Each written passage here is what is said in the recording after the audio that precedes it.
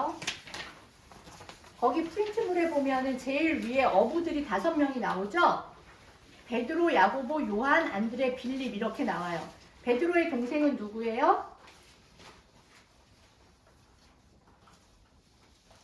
누구예요? 이걸로는 모르겠죠?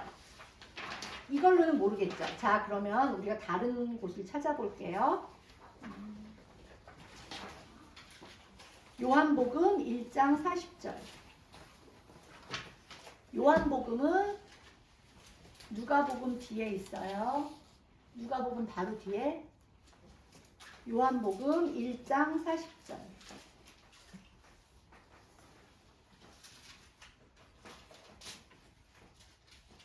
39절부터 읽을게요. 준호가 읽자. 요한복음 1장 39절. 예수께서 이르시되 와서 보라. 그러므로 그들이 가서 계신 데를 보고 그날 함께 거하니 그때가 10시쯤 되었더라. 잠깐만요. 우리 35절부터 읽을게요. 35절. 35절 다 시작. 또 이튿날 요한이 자기 제자 중 2사람과 함께 섰다가 예수께서 관하심을 보고 말하되 보라 예수님을 어린 양으로 띠고다. 2 제자가 그의 발을 뜯고 예수를 따르거늘 예수께서 돌이켜 그 따르는 것을 보시고 물어 이르시되 무엇을 구하느냐. 이르되 라비여 어디 계시오니이까 하니 예수께서 이르시되 와서 보라. 그러므로 그들이 가서 계신 데를 보고 그날 함께 거하니 때가 10시쯤 되었더라. 요한의 말을 듣고 예수를 따르는 2사람 중에 하나는 시몬 베드로의 형제 안드레라. 그 다음이요. 태림이 그가 먼저 자기의 형제 시몬을 찾아 말하되 우리가 메시아를 만났다 하고 데리고 예수께로 오니 예수께서 보시고 이르시되 내가 요한의 아들 시몬이니 장착해봐라 하리라 하시니라. 같은 날 예수께서 갈릴리로 나가려 하시다가 빌립을 만나 이르시되 나를 따르라 하시니 빌립은 안드레와 베드로와 한 동네 벳세다 사람이라. 빌립이 나다니엘을 찾아 이르되 모세가 율법에 기록하였고 여러 선지자가 기록한 그 일을 우리가 만났으니 요셉의 아들 나사렛 예수니라. 나다나엘이 이르되 나사렛에서 무슨 선한 것이 날 수 있느냐. 빌립이 이르되 어서 보라 하니 예수께서 나다나엘이 자기에게 오는 것을 보시고 그를 가리켜 이르시되 보라 이는 산도 이스라엘 사람이라. 스스로 장사한 것이 없도다. 나다나엘이 이르되 어떻게 나를 아시나이까. 예수께서 대답하여 이르시되 빌립이 너를 부르기 전에 내가 무화과 나무 아래 있을 때 보았노라. 나다나엘이 대답하되 라비여 당신은 하나님의 아들이시오.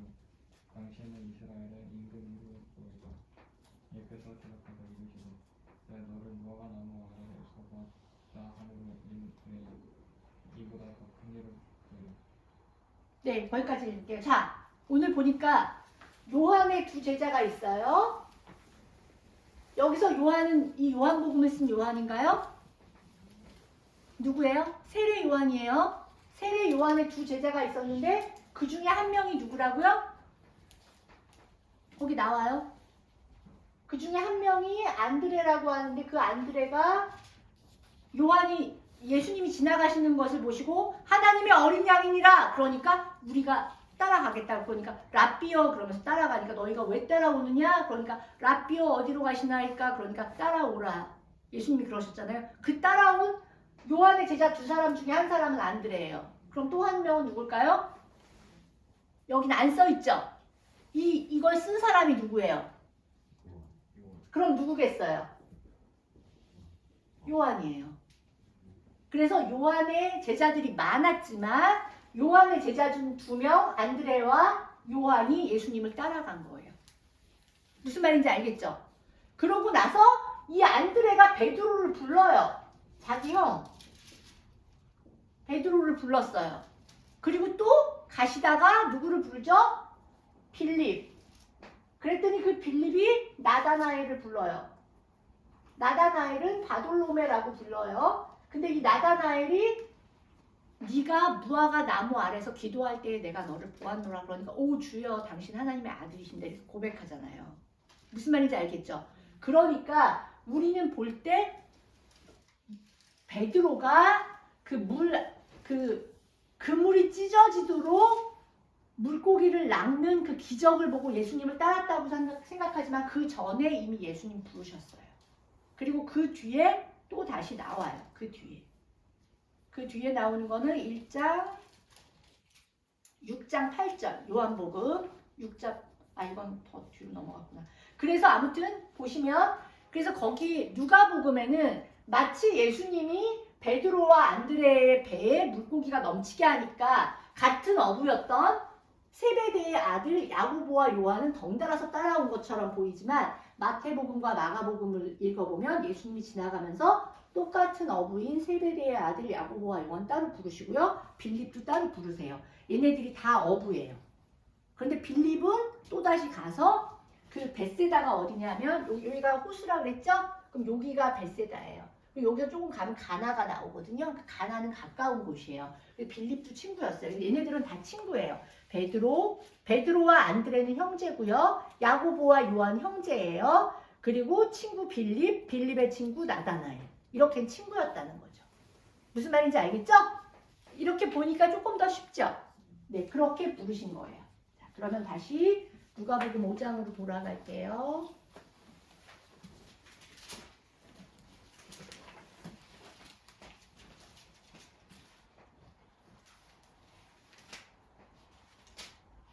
그런데 여기서 우리가 주목해야 할 것은 뭐냐면 우리는 하나님의 기적을 보면 그 기적을 되게 좋아하잖아요.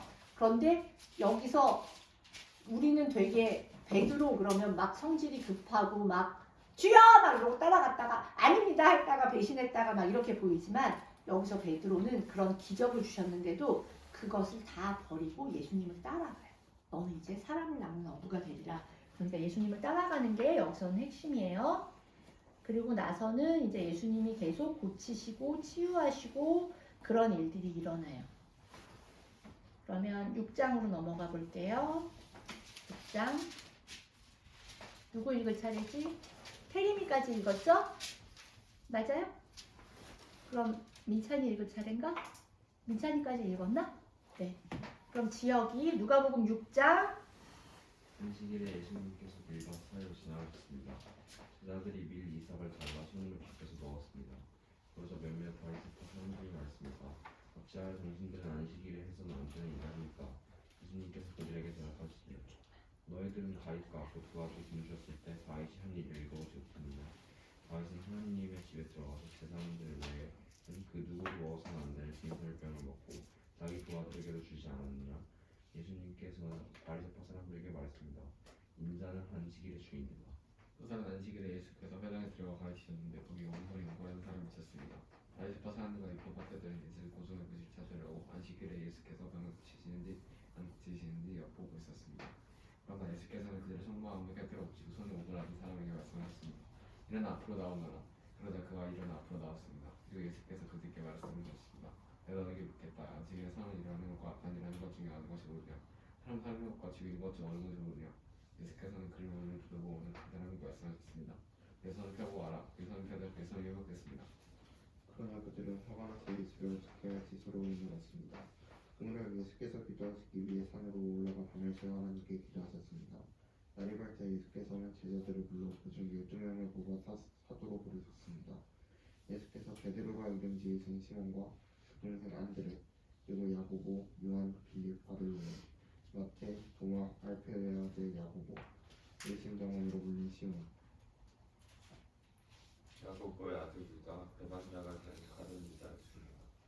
예수께서 제자들과 함께 산에서 내려와 평지에서 계셨습니다. 네, 거기까지만 읽을게요. 자, 보세요. 마태복음에서는 산상수훈이 나와요. 그런데 누가복음에서는 똑같은 얘기가 이제 나올 거예요. 그런데 누가복음에서는 예수님이 내려와 평지에 이르셨습니다. 이렇게 나와요. 그래서 여기서는 평지복음이라고 나와요. 근데 이 얘기는 뭐냐면 마태는 세리 마태라고 그러고 어느 나라 사람? 유대인이죠. 누가는 이방인.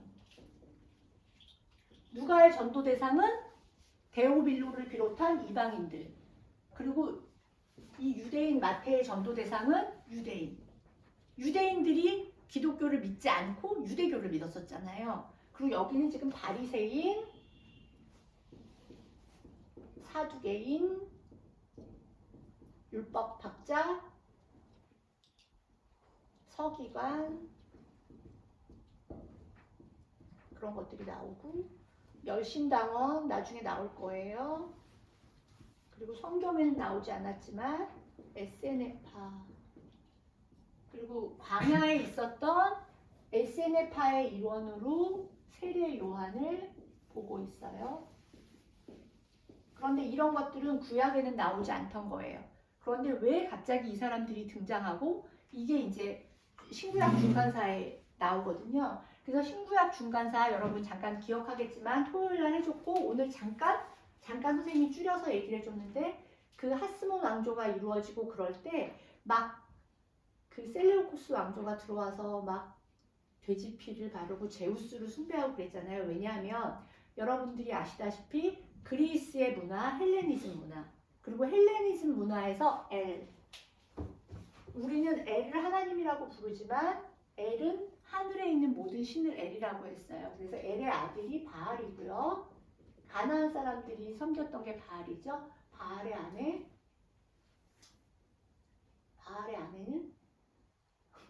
아스다롯이고요. 이게 그 로마나 그리스로 가면 아프로디테라고 부르고요. 로마에서는 비너스라고 부르는 풍요의 여신, 막 가슴도 크고 엉덩이도 크고 막 낯을 이런 거 많죠. 그래서 그들이 구약 시대에 섬겼던 게 가나안 사람들이 섬겼던 게 이 신이에요. 근데 이 바알을 그리스에서는 뭐라고 부르냐면 제우스 신이라고 불렀고요. 그래서 제우스의 아내 헤라. 그래서 엘은 크로노스. 그래서 크로노스가 자기 아들 중에 자기보다 큰 자가 나와서 신이 될 거라는 그런 신탁을 듣고서 자기 아내가 아들을 낳으면 항상 잡아먹었어요. 그래서 그런 그림도 있어요. 크로노스가 아들을 잡아먹는. 근데 우리가 알고 있는 이제 크로노스는 시간을 크로노스의 시간, 카이로스의 시간 이렇게 나누는 시간으로 알고 있는데 사실 그리스 로마 신화에서는 크로노스가 그렇게 나오고요. 그러니까 천신으로 나와요. 그리고 땅의 신은 바알로 나오고요. 그래서 이거를 계속 숭배하죠. 그러니까 그리스 로마 신화에서는 제우스를 숭배해요. 그러니까 마치 구약에서 너희가 바알을 숭배하지 말라 하는 것과 똑같이 이 셀레우코스 가문들이 내려와서 막 제우스를 숭배하고 그러니까 안티오쿠스가 그러니까 이제 마따리아가 항거를 한 거잖아요. 그럴 때 이제 그 제사장 가문들 중에서 사두개인이라 그래서 다윗의 제사장 이름이 사독이었거든요. 그래서 자기들은 사독의 후예다 그러면서 그 사두개인들이 당시에 귀족들이었는데 이들은 슬쩍 왕족에 빌붙어요.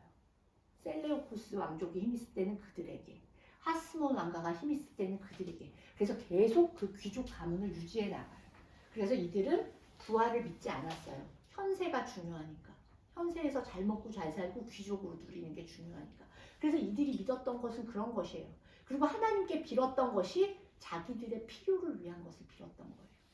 그러니까 정말 말씀을 전했던 랍비들, 제사장들이 화가 나서 나는 정말 말씀만을 연구하겠다 그러면서 광야로 떠나요. 요한이 광야로 갔듯이. 그래서 광야에서 말씀만 연구하고 같이 공동체 생활을 하면서 부자도 없고 가난한 사람도 없고 똑같이 떡을 나누고 이랬던 것이 에세네파였어요. 그래서 이 에세네파들은 그 메뚜기를 잡아먹고 뭐 석청을 먹었다. 그 요한도 그렇게 나오지만 그런 게 에세네파였고요. 그래서 에세네파들이 그렇게 떠나자 그러면 이들을 누가 가르쳐요? 계속 랍비들이 가르쳐야 될 거 아니야. 그러니까 나는 제사장 가문도 아니고 레위 족속도 아니지만 우리들이 말씀을 더 열심히 연구해서 자녀들을 가르치겠다 하면서 일어난 사람들이 바리새인이었어요. 그래서 이들을 하시딘, 경건한 사람이라고 불렀거든요. 그러니까 바리새인들의 시작은 어땠어요, 여러분? 굉장히 좋은 거였어요. 아름다운 것이었어요. 내가 말씀을 연구해서 내 자손들에게 가르치겠다. 그런데 나중에 어떻게 돼요? 그 율법의 것만 받아들이면서 예수님, 안식일에 사람 손 고치는 게 맞습니까? 그 율법 안에 숨어있는 하나님의 마음을 모른 채 하나님이 우리에게 율법을 주신 이유는 뭐예요? 이렇게 아름답게 살아라라고 율법을 주신 거고, 가난한 사람들, 어려운 사람들, 그래서 희년이라는 게 있었잖아요. 희년이 뭐야? 매 7년마다 다시 뭐 어떻게 하고 그런 것들이 있지만, 희년은 그 매 7년이 돌아오는 49년째, 7749. 희년을 그 안식년을 7번 맞는 때를 49년. 그래서 이때를 희년이라고 부르거든요. 그래서 이때는 모든 빚진 거를 다 없애주고 탕감해주는 그런 때가 희년이었거든요. 이런 제도를 만든 게 하나님이에요. 그런데 그거를 율법의 고지고대로, 안식일은 뭐냐면, 안식일은 네가 너를 위해서 막 뭐를 하고 농사를 짓고 그런 걸 하지 말고 그때는 하나님만 바라봐. 이게 안식일이잖아요. 그러니까 뭘 하지 말라, 뭐 게임하지 말고 뭐 나쁜 짓 하지 말라는 건데, 예수님이 어떤 여자의 병을 고치는 건 이게 나쁜 일이에요? 그 사람에게 진짜 안식을 주는 거잖아. 우리 누가복음 계속 읽어오면서 봤지만 18년 된 병자, 허리가 꼬부러져서 허리를 못 폈던 병자, 그 다음에 그 실로암 물에 들어가기만 하면 일어날 수 있을 것 같은 중풍병자, 눈먼자, 이런 사람을 예수님이 고치셨거든요. 그런데 예수님이 뭐라 그러냐면, 나는 진정한 안식을 주려고 한다. 그게 안식일의 의미거든요. 그런데 이 바리새인들은 그렇게 말씀을 딸딸딸딸 외우고 있었지만, 그들의 마음 가운데는 율법이 있었지만 그 율법 안에 있는 하나님의 말씀 모르고 있었던 거예요. 여러분, 우리 바리새인 아닙니까? 우리 교회 다니고 말씀 알지만 우리 그 말씀의 본질, 그 말씀의 진짜 뜻, 하나님의 마음, 이거 우리 알면서 읽고 있습니까? 성경? 그렇지 않다면 우리는 바리새인일 수 있거든요. 성경을 읽을 때 그냥 그것을 문자적으로 읽는다면 사실 바리새인의 시작은 너무나 좋은 것이었다. 그러나 우리가 그렇게 읽고 있다면 우리도 바리새인이 될 수 있다. 그러니까 말씀을 어떻게 읽을 것인가, 그게 되게 중요한 거예요. 당시 율법학자들도 이들이 막 랍비였고 율법을 가르치던 사람들이었고 율법을 정통한 사람들이었지만, 이들이 예수님 왔을 때 아무도 기뻐하지 않았어요. 왜냐하면 자신들이 누리고 있는 기득권을 잃어버릴까 봐. 그래서 예수님이 왕이 태어나셨다는 소식을 들었을 때 오히려 이방인 페니티아인들은 별을 보면서 예수님을 예배하러 왔고, 그 다음에 그때 목동들이 예수님을 예배하러 왔죠. 그 목자들은 정말 천대받던 그런 사람들이었거든요. 그러니까 그 사람들에게는 구원자가 필요했거든요. 그렇지만 사두개인과 바리새인, 율법학자, 서기관들, 이들에게는 예수님 필요하지 않았어요. 왜? 그냥 내가 잘 먹고 잘 사는 게 더 중요했으니까. 그 다음에 그럼 열심당원은 누구냐 하면, 이러한 사람들에게 환멸을 느껴서 우리나라를, 이스라엘을 로마로부터 구원하겠다 하면서 게릴라를 만들고, 그러니까 마카비 왕조들처럼 우리도 그렇게 하겠다 그러면서 막 그런 게릴라전을 폈던 걸 열심당원이라고 해요. 예수님의 제자 중에 여기 셀로딘, 가나나인, 시몬 이렇게 나오죠. 이 사람이 열심당원이었어요. 그리고 예수님 제자 중에 마태는 레위 마태라고 나오죠. 아니, 여기 종이에. 그러면 이 중에 레위는 누구였다 그랬죠? 세리라 그랬죠. 그럼 여기서 세리 마태하고 열심당원 시몬은 어떤 관계였을까요? 아주 원수 중에 철천지 원수예요. 그런데 예수님은 이런 사람들을 불러서 제자로 쓰셨다는 거죠. 조금 이해가 갈까요? 여러분 많이 졸려요 지금? 조금 졸리죠? 괜찮아요? 그러면 조금만 더 해도 될까요? 조금만 더 읽을게요. 네, 12시가 되긴 됐어요. 지금 가야 돼요? 학원 스케줄이나 그런 게 혹시 있어요? 조금만 더 읽고 마무리해요. 괜찮아요? 살짝 늦을 것 같아요? 네, 알겠어요. 그러면 오늘 여기까지만 할게요. 12시까지 약속한 거니까. 그래서 여러분, 선생님이 얘기해주고자 하는 거는, 우리가 성경을 읽고 성경을 그냥 문자적으로 아는 게 중요한 게 아니라 성경 안에 숨어있는 하나님의 마음과 그 뜻을 아는 것이 중요해요. 그래서 우리가 그들이 안식일에 대해서 그렇게 예수님께 말하는 것과 우리가 오늘 안식일이나 예배에 대해서 생각하는 마음이 어떠한가를 돌아보는 게 되게 중요할 거라고 생각해요. 그래서 여러분 우리가 말씀을 읽지만 어떤 마음으로 읽어야 되고 그 말씀 안에 감추어진 하나님의 마음은 무엇일까? 그것을 알고 읽는 것이 그저 문자적으로 읽는 것과 굉장히 달라요. 그래서 어쩌면 지금 예수님이 오신다면 우리 기독교인들에게 독사의 자식아라고 부르실 수도 있어요. 우리는 하나님께 무엇을 기도하나요? 내가 원하는 것, 내가 갖고 싶은 것을 하나님께 기도했다면 그것은 기도가 아니에요. 우리가 하나님 앞에 구해야 하는 것을 우리에게 성령을 부어달라고 그러면서 지난주에 얘기해줬지만 구하라, 찾으라, 두드리라. 구하는 것은 내가 할 수 없는 것을 하나님께 구했으면 내가 할 수 있는 일을 하나님께 구하지 마세요. 하나님 저 1등 하게 해주세요. 이런 거 구하지 마세요. 왜? 그건 내가 열심히 하면 1등 할 수 있어요. 그건 내가 찾는 거야. 내가 찾는 거. 내가 찾을 수 있는 것을 하나님께 구하지 마시고요. 하나님께서 부어주시는 성령이 임하면 우리가 가지고 있는 한계를 뛰어넘고 내가 되고자 하는 사람의 한계는 여기까지인데 하나님이 일하시면 그 한계를 뛰어넘는 사람이 될 수 있거든요. 그래서 그거는 하나님께 구하고 하나님의 뜻과 하나님의 나라를 구하는 여러분들이 됐으면 좋겠어요. 지난주에 태영이가 자기는 꿈이 정의로운 대한민국을 만드는 그런 좋은 대통령이 되고 싶대요. 그렇죠? 굉장히 좋은 생각이에요. 물론 여러분들 중에도 꿈이 있고 비전이 있겠지만 꿈과 비전은 직업이 아니라 내가 이 땅에서 어떻게 살아갈 것인가를 선택하는 거예요.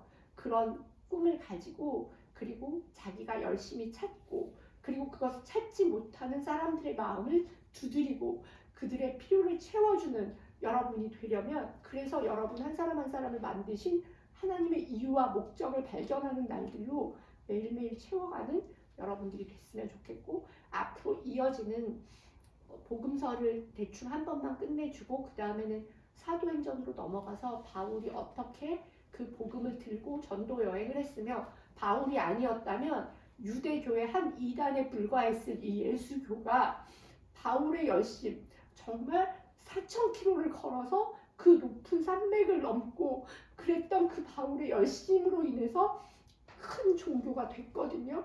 근데 하나님을 믿는다는 것은 종교를 믿는 일이 아니라 진짜 하나님의 나라를 이루어가는 일이거든요.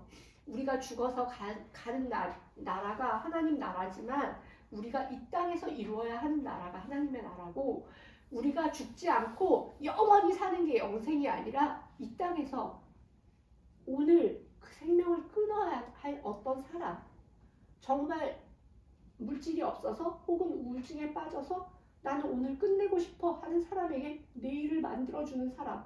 그래서 그 사람이 그 인생을 오늘 끝내려고 했지만 그 사람이 하나님이 주신 영까지 살 수 있다면 그 사람의 생명을 나는 지켜주는 사람이 되겠죠. 아직도 이 땅에는 먹을 게 없어서 죽어가는 사람들이 있고 아직도 이 땅에는 핍박받는 사람들이 있거든요. 그들의 필요를 들어주는 그런 사람, 그게 하나님의 정의와 공이거든요. 그것을 이루어가는 우리가 될 수 있고 그것이 되겠다는 그런 비전을 갖는 게 여러분들이 성경을 읽어야 되는 이유예요.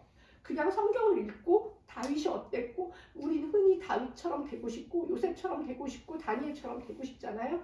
근데 다니엘은 환관이었어요. 거세당했다고요. 그래서 많은 사람들이 1차, 2차, 3차 포로 귀환 때 돌아왔지만 그는 돌아올 수 없었어요. 이 땅에 오면 불경한 사람 취급을 받으니까요. 그런데 여러분 정말 우리가 성경을 읽으면서 그래서 어제 말씀에도 나중된 자가 먼저 되고 먼저 된 자가 나중된다 이 얘기도 나오고 그 얘기는 뭐냐면 먼저 된 자, 먼저 부름을 받은 자예요. 지금 먼저 부름 받은 자들은 이스라엘 사람들이지만 그들은 지금 가장 마지막 땅이 되었어요. 이미. 그래서 우리가 go to 예루살렘까지 가야만 복음이 다 전파된다 이렇게 얘기하잖아요. 그리고 우리는 이방인들은 나중된 자였는데 우리가 먼저 될 수 있어요. 그래서 그 하나님 나라의 복음을 가지고 두드리는 여러분들이 되십시오. 오늘 누가복음 큐티 말씀도 그거였어요. 천국 잔치에 하나님 초대하셨는데 아무도 안 간다는 거예요. 자꾸 핑계를 대면서. 왜 그럴까요? 그게 우리가 알고 있는 시그니엘 펜트하우스 207억짜리 집에서 누군가가 우리를 부른다면 우리 인싸가 되고 싶어서라도 거길 갈 거예요.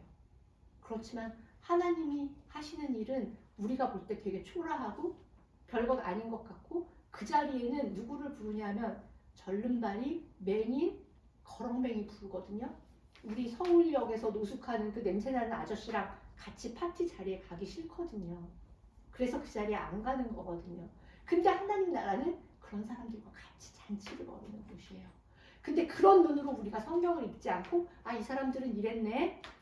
이렇게 읽으면 성경을 이해할 수 없다는 거예요. 현재로 끌고 와서 2000년 전, 3000년 전 말씀이 오늘 현재에 와서는 어떤 말씀일까? 이거를 해석하는 눈을 하나님께 달라고 구하는 우리가 됩시다. 마칠게요. 오늘 기도를 남이, 다희, 준호 이렇게 차례대로 하고 순준이가 마치고 선생님 마치면 기도할게요. 한마디씩 기도하면서 끝내겠습니다.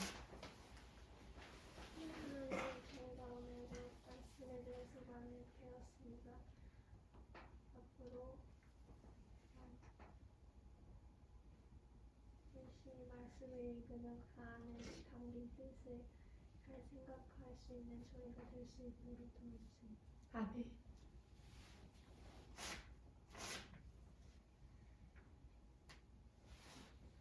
하나님 앞으로 저희가 하나님을 더 잘 믿을 수 있도록 도와주세요. 아멘. 저 앞으로 하나님과 더 가까워 주시게 도와주세요. 아멘. 말씀을 읽으면서 그 안에 하나님께서 말하고자 하는 의미를 저희가 알 수 있도록 도와주세요. 아멘. 오늘 말씀 들으면서 아무나 좀 지혜롭게 볼 수 있게 도와주세요. 아멘. 하나님의 말씀 문자만 집중하면 그 안에 있는 진짜 속 의미를 파악하고 그것을 실천할 수 있도록 도와주세요. 아멘. 말씀을 통해서 정말 하나님의 뜻을 세상에 전파하는 사람 될 수 있게 해주세요. 아멘. 겉에 적혀있는 문자뿐만 아니라 안에 있는 하나님의 마음을 가지고 이렇게 알아가며 설교를 나누는 것을 아멘. 저희가 성경을 너무 멀리 있는 이야기로 보는 게 아니라 성경 속에서 더 배울 수 있게 해주시고 저희가 삶을 살아갈 때도 성경을 보면서 살 수 있게 해주세요. 아멘. 하나님 아버지 참 감사합니다. 여기 모인 우리 친구들이 처해져 있는 모든 상황과 환경이 다를지라도 그 환경 속에서 일하시는 하나님을 바라봅니다.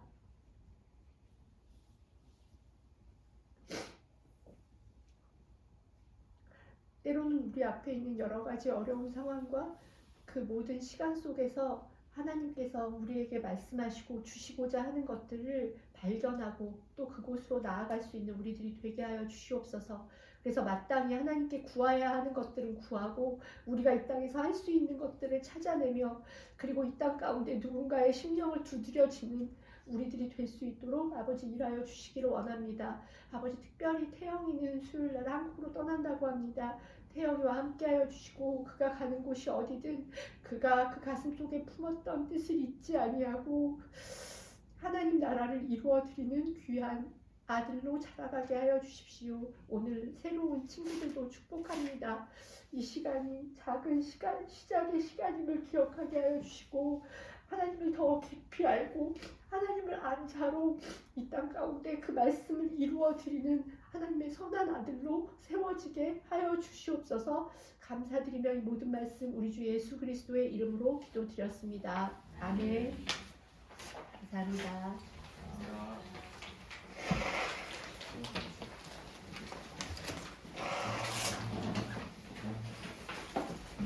괜찮아, 뻔히?